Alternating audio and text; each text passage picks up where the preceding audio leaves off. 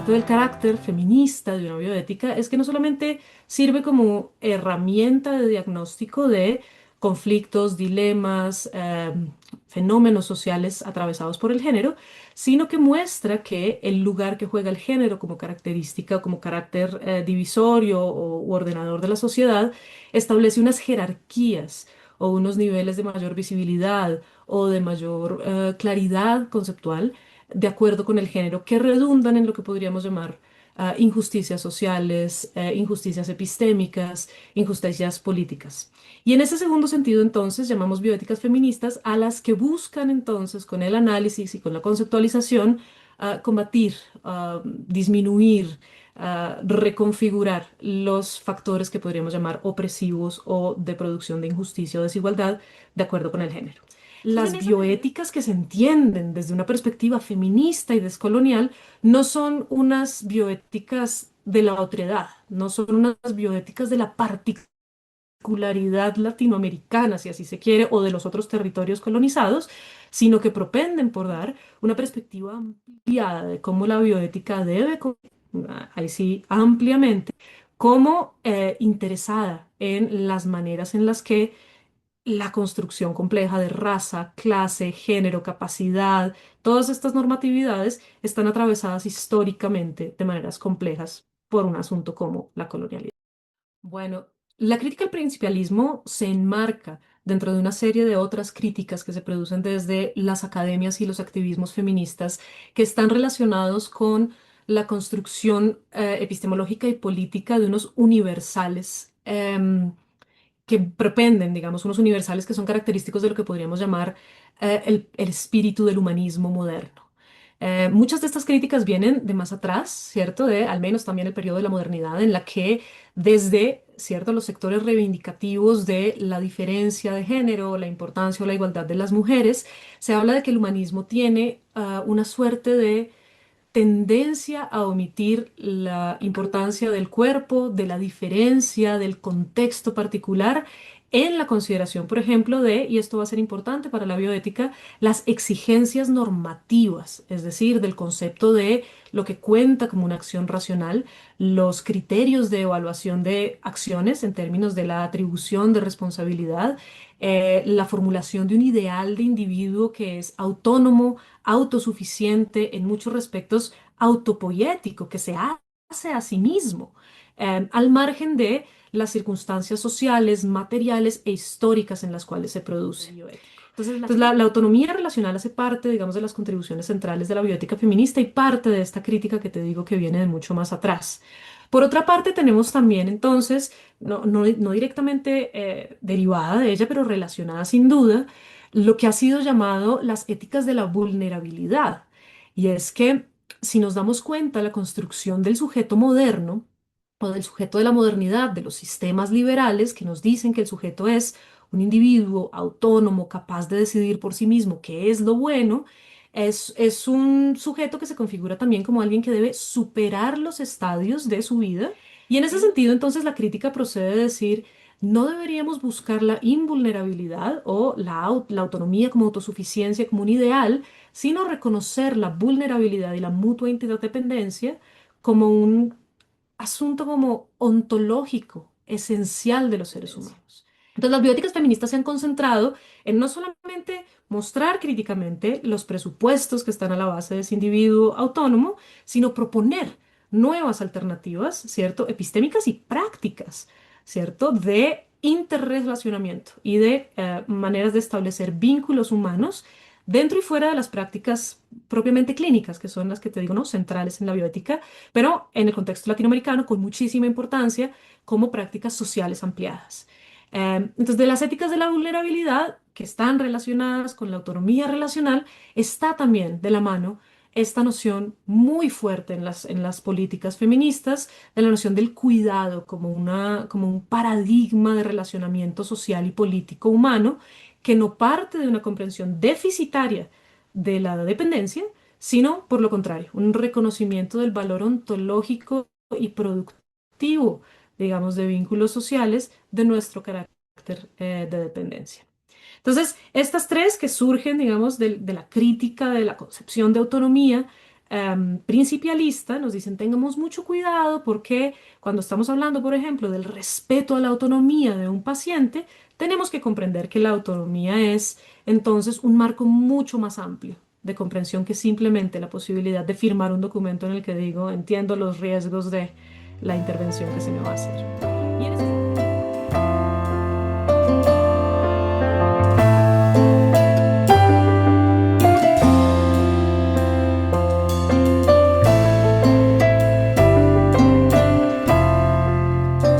mayoría de las profesionales de nuestro hospital, la mayoría de los profesionales son mujeres, pero con una salvedad, todavía los jefes de servicio siguen siendo varones, ¿no?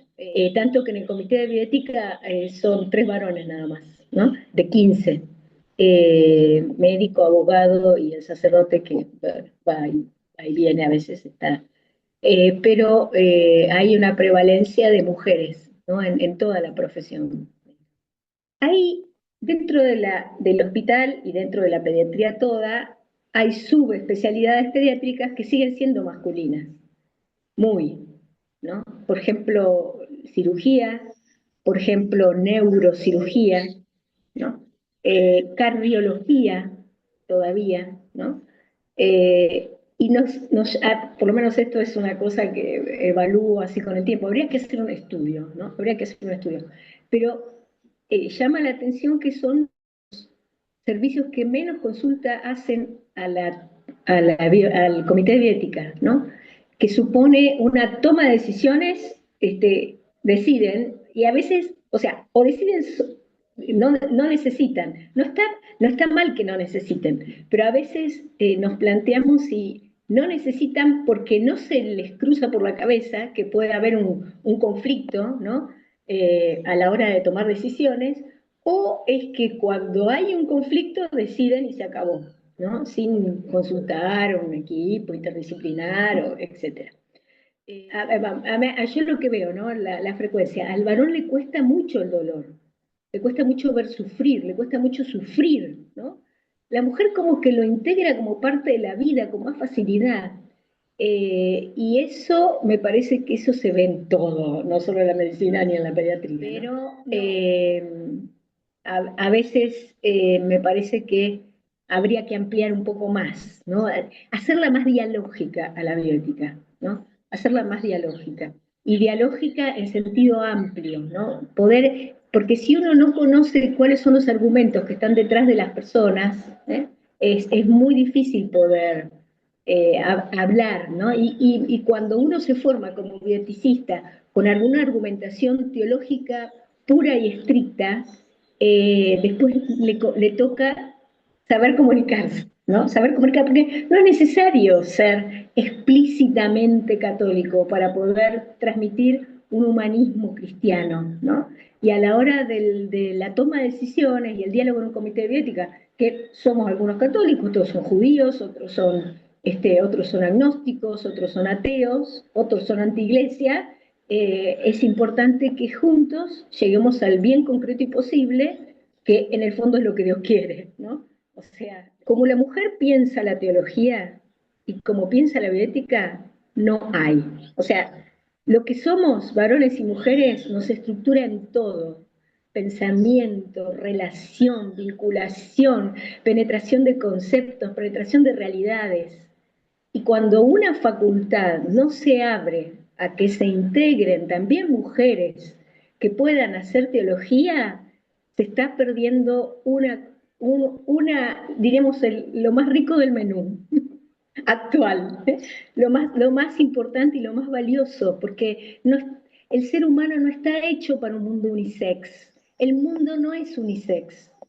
El mundo está lleno, hasta las plantas más primitivas tienen masculino y femenino. Entonces, no puede ser que la teología católica todavía le cueste tanto integrar mujeres teólogas en su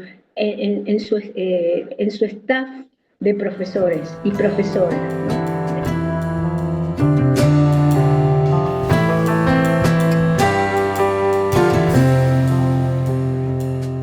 En los programas ramas, por ejemplo, de bioética en las universidades, no he visto que en los planes de estudio el tema de la mujer sea relevante, ¿no? Creo que es un asunto de derechos humanos. Así plantearía yo el asunto de la mujer en la bioética y en la teología.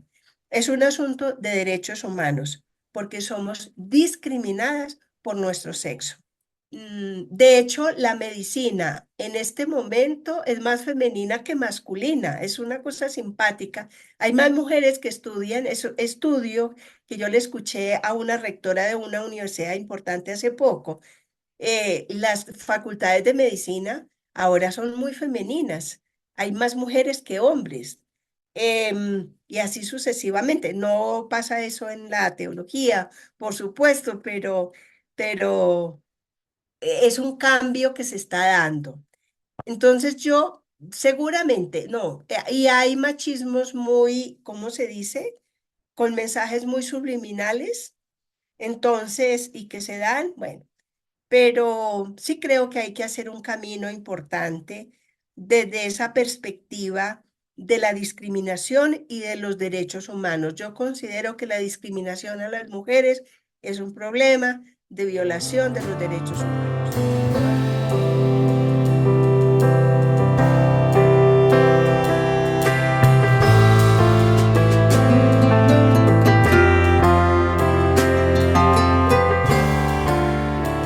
Darle. Y cuando se habla del paciente, que eso también es interesante, no es solo el paciente, sino todo el entorno familiar del paciente. O sea, el trato del médico es con el paciente y con todo su entorno familiar.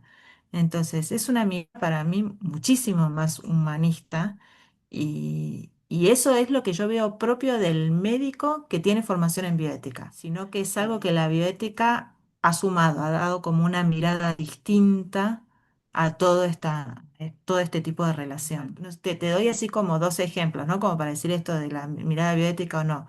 Bueno, el caso de mi mamá, ¿no? Que estaba enferma. Ella le tocó una médica de casualidad, y así buscando por obra social. Claro, y yo veía que era una médica súper humana. Y después me entero que ella está trabajando en un comité de bioética. Por otro lado, otro día vamos una guardia a la clínica porque había que hacerle algo. Mi mamá muy débil, casi no podía caminar. El primer médico que nos atiende es un escritorio, él sentado y no había otra silla. Estaba él solo sentado.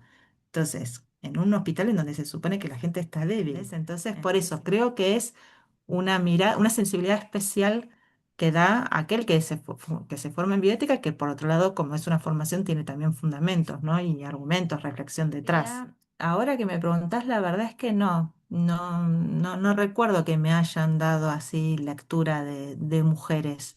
En general son lecturas de varones. Sí, yo me he metido por el tema mucho en lecturas de mujeres, porque el tema este del concepto de maternidad en general es trabajado por mujeres y no por varones. Sí, hay algunos médicos varones.